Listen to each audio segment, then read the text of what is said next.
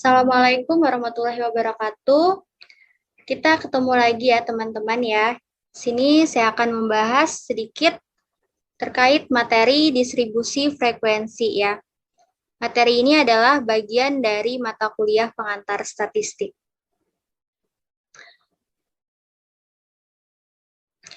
Oke, jadi teman-teman bisa dilihat ya, ini adalah contoh beberapa tabel ya. Bisa dilihat tabel 3.1 dan tabel 3.2. Nah, kemudian apa bedanya dengan tabel distribusi frekuensi ya? Nah, ini bisa dilihat ya, ini adalah salah satu contoh tabel distribusi frekuensi. Bisa dilihat tabel 3.3 ini omset penjualan bulanan dari 42 tempat usaha di Kabupaten Badung tahun 2014 ya. Jadi ini bentuk tabel distribusi frekuensi ya teman-teman ya. Ada dua kolom. Kolom pertama ini adalah omset ya dalam juta rupiah. Bentuknya adalah interval ya.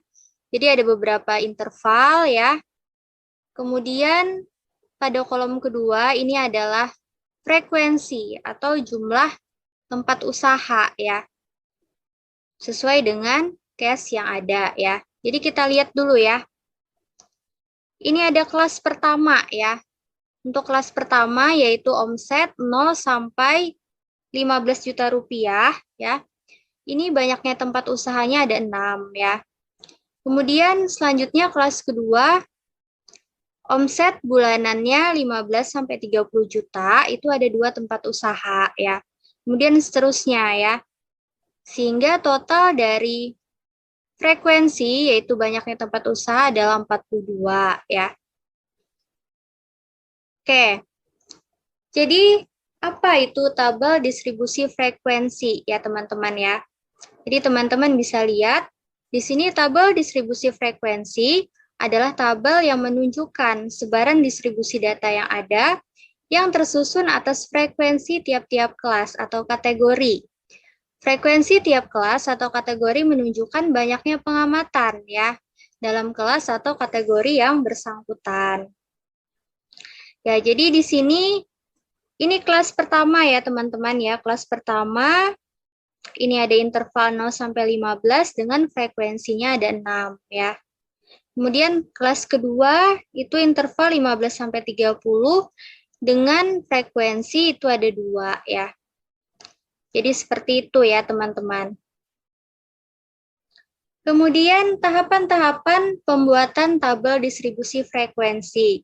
Jadi dalam kita menyusun tabel distribusi frekuensi, kita harus melalui tahapan-tahapan berikut ini.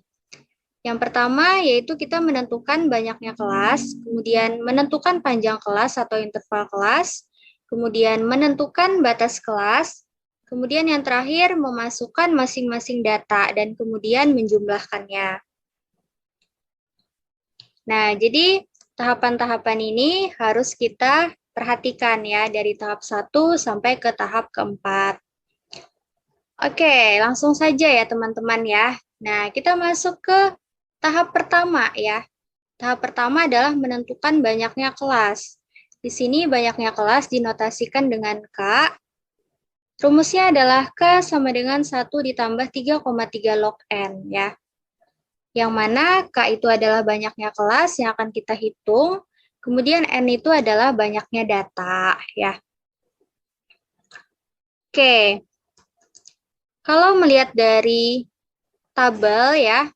Nah, di sini banyaknya data adalah 42 ya. Jadi 42 itu sebagai N. Kemudian tahapan kedua yaitu menentukan panjang kelas atau interval kelas ya, teman-teman. Jadi bisa diingat di sini notasinya adalah C. C itu sama dengan R atau range dibagi dengan K. K tadi banyaknya kelas, atau range tadi bisa dihitung dengan XN dikurang X1 dibagi dengan K ya. Yang mana XN itu adalah nilai data terbesar, kemudian X1 adalah nilai data terendah atau terkecil.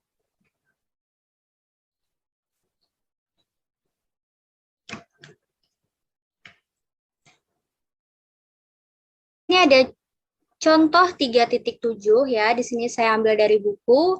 yaitu hasil survei penghasilan per bulan dalam juta rupiah dari 70 usaha rental kendaraan roda 4 yang diambil secara acak dan seluruh usaha rental kendaraan roda 4 di Kabupaten Badung pada tahun 2010, sehingga diperoleh hasil sebagai berikut ya.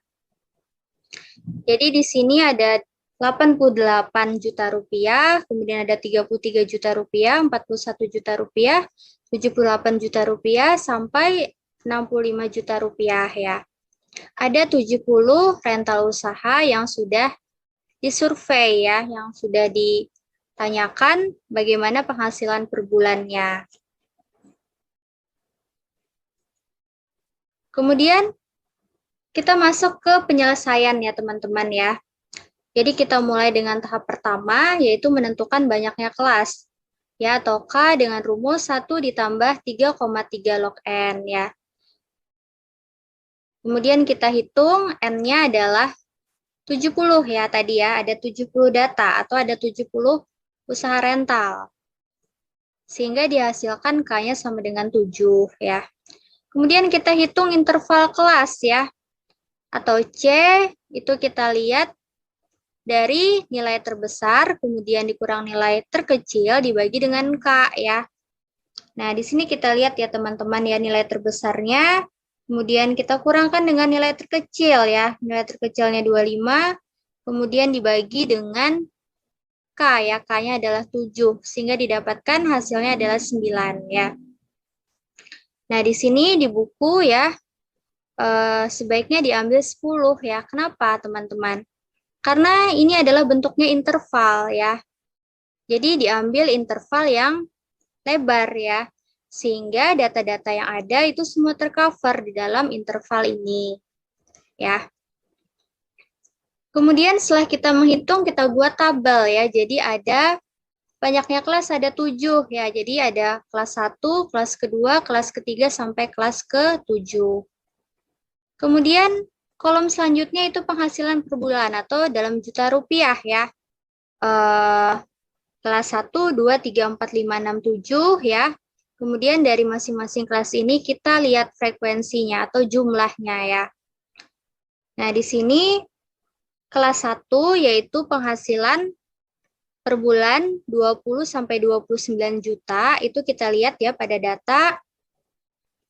Nah, di sini hanya ada satu ya teman-teman ya, yaitu 25 juta ya. Sementara yang lainnya itu di atas 29 ya. Nah, jadi kita tuliskan saja di sini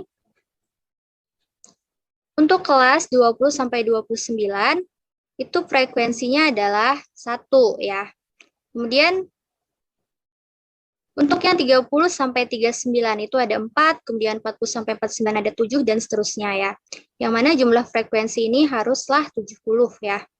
Nah, apabila kurang dari 70 mungkin ada yang keliru ya teman-teman atau yang tidak terhitung ya. Nah, jadi totalnya harus 70. Kemudian dari tabel ini ya kita beralih ke tabel 3.8 ya. Nah, yang ini yang disebut dengan tabel distribusi frekuensi kita ya.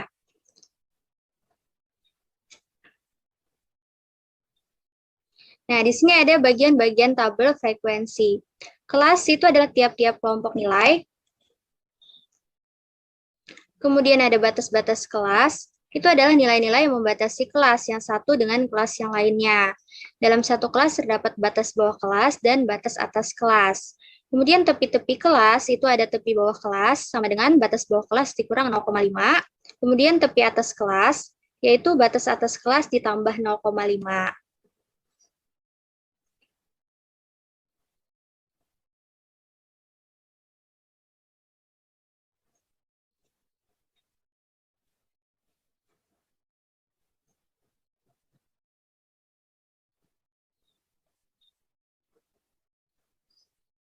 Nah, kemudian ada panjang kelas atau interval kelas ya.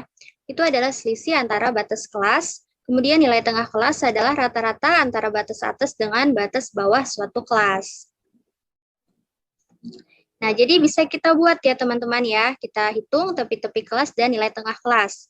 Untuk kelas pertama yaitu 20 sampai 29, maka tepi-tepi kelasnya adalah 19,5 sampai 29,5. Kenapa 19,5? Ya teman-teman ya, kita ambil dari batas bawah kelas yaitu 20 dikurang 0,5. Yang mana hasilnya adalah 19,5. Kemudian 29,5 ini didapatkan dari batas atas kelas yaitu 29 ditambah 0,5 yaitu 29,5 ya. Begitu juga dengan seterusnya ya teman-teman ya. Jadi bisa kita hitung aja, di sini ada 7 kelas ya. Kemudian untuk perhitungan nilai tengah kelas ya, itu dihitung dari batas kelas ya atau dirata-ratakan, yaitu batas bawah kelas ditambah batas atas kelas dibagi 2 ya, yaitu 20 tambah 29 dibagi 2 hasilnya 24,5. Kemudian bisa dihitung ya teman-teman ya untuk kelas kedua sampai kelas ke-7. Nah, jadi juga perlu diperhatikan ya teman-teman ya syarat-syarat tabel frekuensi yang baik ya. Nah, di sini suatu tabel frekuensi hendaknya mempunyai nomor tabel, judul tabel, dan satuan ya. Jadi harus lengkap ya teman-teman ya. Banyaknya kelas dianjurkan pedoman Stargers dan sebaiknya dihindari penggunaan banyaknya kelas yang melebihi 20 kelas. Kemudian hindari adanya kelas yang terbuka ya teman-teman ya. Karena apa? Karena kelas yang terbuka itu tidak ada batasnya ya. Sehingga akan sulit kita ya mengetahui apakah data-data kita itu berada dalam rentang atau interval tersebut ya. Kemudian hindari adanya interval kelas yang tidak sama ya. Jadi harus sama ya teman-teman ya. Kemudian hindari adanya batas kelas berulang dan sumber data hendaknya disebutkan. Nah, baik teman-teman, itu saja ya sedikit yang saya sampaikan yaitu terkait dengan materi distribusi frekuensi. Jangan lupa di-like ya teman-teman ya. Di-subscribe juga. Baik, terima kasih. Assalamualaikum.